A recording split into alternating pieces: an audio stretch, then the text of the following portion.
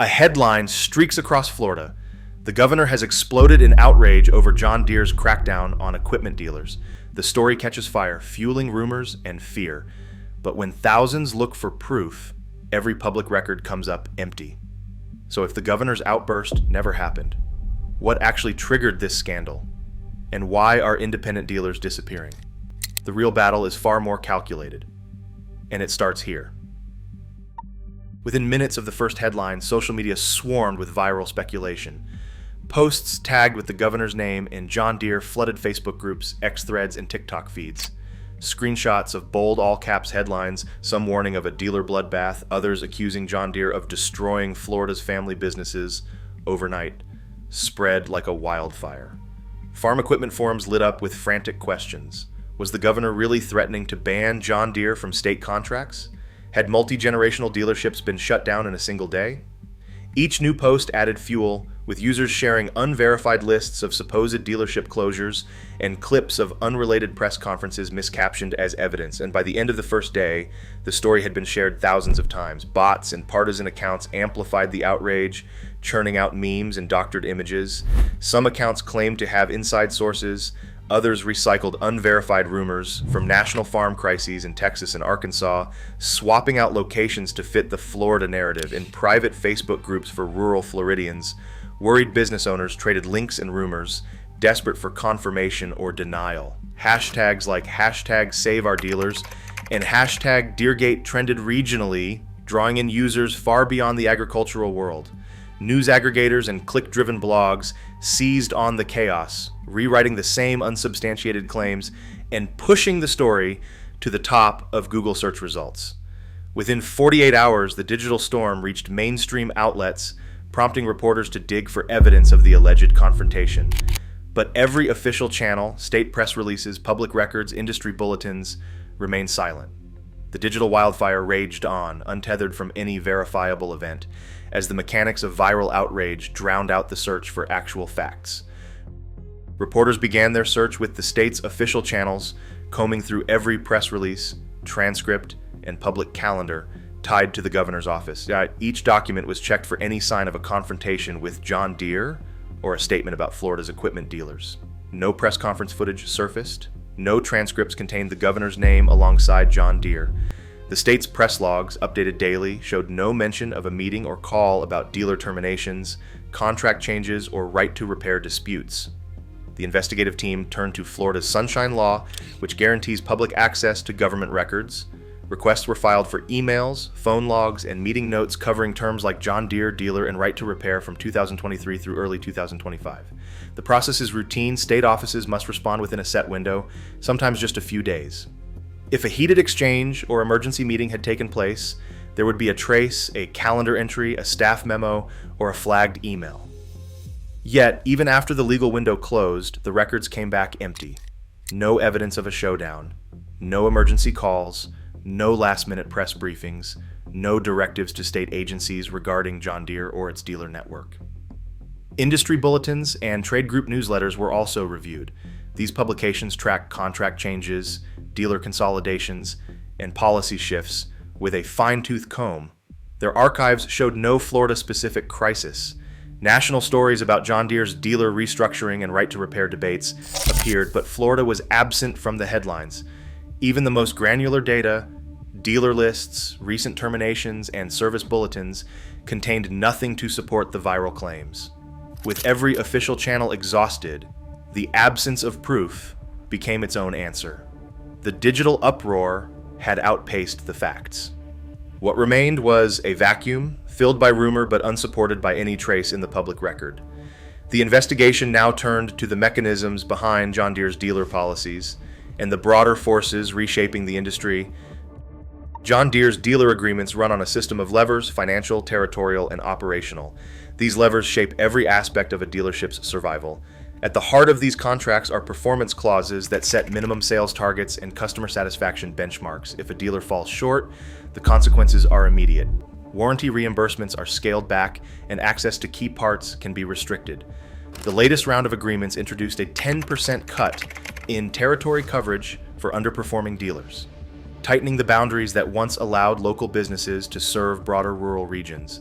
Dealers who once relied on a loyal customer base now find themselves boxed in, with neighboring territories reassigned to larger multi-location groups. Financial pressure comes in the form of rebate structures and mandatory investments. To qualify for full warranty reimbursement, a dealer must hit strict quarterly targets. Miss the mark, and not only does the reimbursement drop, but eligibility for discounted parts and software updates is also threatened. These terms are spelled out in black and white. Warranty payments are tied directly to the dealer's scorecard, which tracks everything from unit sales to service response times. The contract language leaves little room for negotiation. Dealers must agree to annual audits and compliance checks, with any deviation risking a breach that could trigger contract termination. Operationally, John Deere's optimization plan demands standardization in showroom layouts, branding, and even employee training modules. Dealers are required to stock specific inventory levels regardless of local demand. If sales lag, the excess inventory becomes the dealer's financial burden. Meanwhile, the company's push towards subscription-based services like remote diagnostics and software unlocks means that only authorized dealers with up-to-date training and equipment can offer full support. Independent repair shops and smaller dealers struggle to keep pace and often lose customers who need advanced fixes or warranty-covered repairs.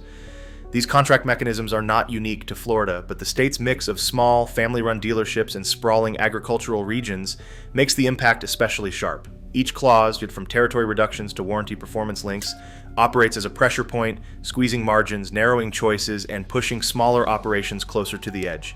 For many dealers, the fine print is not just a set of rules, it is a daily test of survival in a market shaped by corporate strategy. The fine print forces choices, and for many small businesses, those choices will determine whether they endure or fold. Florida's agricultural equipment market stands out as one of the largest in the Southeast, with an estimated annual value of $2.5 billion. Nearly 50 John Deere dealerships operate across the state, serving citrus groves, vegetable farms, and sprawling cattle ranches from the Panhandle to the Everglades. Unlike the vast corporate chains that dominate the Midwest, many of these Florida locations are still family-owned or locally managed, woven into the fabric of small towns and rural counties. Inside John Deere's corporate strategy, Florida carries unique weight. Internal postings, for example, a Miami-based fulfillment job ad from November 2023, hint at a push to streamline logistics and centralize parts distribution in the state. This signals more than just a routine hiring move. For a company that prides itself on operational efficiency, Florida's dense dealer footprint and year-round growing season make it a prime testing ground for new fulfillment models and direct-to-customer initiatives. The goal is clear: reduce delivery times, increase control over inventory, and set a blueprint that could be exported nationwide. For decades, Florida's dealer network thrived on local autonomy. Independent owners made decisions based on the needs of their communities, whether that meant stocking extra tractor parts ahead of hurricane season or keeping technicians on call for late-night harvest breakdowns. Now, the shift towards centralized logistics and tighter corporate oversight is reshaping that landscape. Dealers face mounting pressure to conform to standardized inventory requirements and digital service protocols dictated from headquarters. The promise of faster parts delivery is tempered by the reality of shrinking profit margins and less flexibility to serve local customers on their own terms. The stakes are higher in Florida than the numbers alone suggest. With roughly 1 in 4 jobs in some rural counties tied to agriculture, any disruption to the equipment supply chain ripples far beyond the dealership floor. The future of these businesses and the communities they anchor hangs on decisions made in distant boardrooms. As John Deere tests new strategies in Florida, every adjustment to the dealer model becomes a flashpoint, raising questions about who benefits and who gets left behind. The next chapter belongs to the people on the ground, the dealers, the farmers, and the families whose livelihoods depend on what happens next. In January 2014, the Johnson family received a letter that would end more than 8 decades of tradition. Their dealership in Westmoreland, New Hampshire, known as R.N. Johnson, had survived recessions, floods, and the slow march of modernization. But this time, the threat came from their own supplier. John Deere terminated the dealership agreement with just weeks' notice. 6 employees lost their jobs immediately. By March, the doors were locked for good, and the remaining 8 workers were let go. The Johnsons held a liquidation auction in April, selling off decades of accumulated equipment, parts, and memories to pay creditors. For local farmers, the closure meant more than inconvenience. The nearest authorized service center was now over an hour away. Routine repairs turned into costly, time-consuming trips. One farmer, Roger Adams, described waiting days for a technician to arrive during planting season, risking entire harvests on a delayed part or a broken tractor. The Johnsons themselves tried to pivot, offering repairs on other brands, even considering new product lines, but the loss of their John Deere contract proved fatal. Service revenue dropped, and the bank called in their loans. After 84 years, a family business that once anchored its community was gone, swept aside by a contract clause and a corporate strategy. The Johnson story is not unique to New Hampshire. It stands as a warning for any dealer whose fate can be decided by a single letter, a set of metrics, or a distant boardroom calculation. The ripple effects stretch far beyond the showroom floor, touching every farm, field, and family that once relied on local expertise. One dealership, tucked away in Central Florida, has weathered storms for 3 generations. The family's name rarely appears in press releases or trade magazines, but their story echoes through the quiet conversations at industry meetups and local diners. They once employed 25 people, most of them neighbors or relatives. In the last year, 8 technicians have been let go. The shop's service bay now sits half empty, tools lined up on silent workbenches while the phones ring with customers desperate for repairs. Revenue has plunged by nearly a third since the latest contract changes took effect. The new performance metrics tied to quarterly sales and customer satisfaction leave little room for the slow months between planting and harvest. Miss a target and the penalties arrive without warning. Smaller rebates, higher parts costs, and delayed access to essential software updates. The family's eldest, who once dreamed of passing the business to his daughter, now spends evenings poring over spreadsheets, searching for expenses to cut that won't cost another job. The backlog grows. Tractors and combines needing advanced diagnostics wait for weeks in the lot as the remaining technicians scramble to keep up. Farmers, used to same-day service, now face delays that threaten their schedules and their bottom lines. Each layoff feels like a personal failure, but the numbers leave no choice.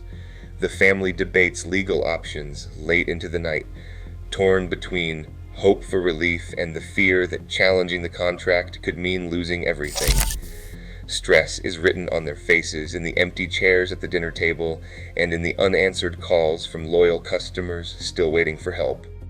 Federal regulators stepped into the fray at the start of 2025, filing a sweeping antitrust lawsuit against John Deere in U.S. District Court. The Federal Trade Commission, joined by attorneys general from Illinois, Minnesota, and Arizona, accused the company of illegally monopolizing the repair market for its largest tractors and combines. The complaint outlined how Deere's control over diagnostic software and parts forced farmers to rely exclusively on authorized dealers for critical repairs, driving up costs and limiting choices. In August 2024, a federal judge had already refused to dismiss a parallel class action suit from farmers, finding the allegations of monopoly power and restricted access to be backed by substantial evidence. As the case advanced, subpoenas landed on the desks of more than 20 dealerships, demanding internal pricing data, repair invoices, and communications with Deere's headquarters. For many dealers, cooperation was not optional.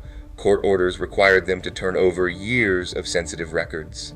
Suddenly, local businesses found themselves entangled in a national legal battle, their day-to-day operations scrutinized as evidence in a case that could redefine the boundaries of corporate power in American agriculture. The outcome now rested in the hands of federal judges and regulators, with the future of dealer autonomy and repair access hanging in the balance.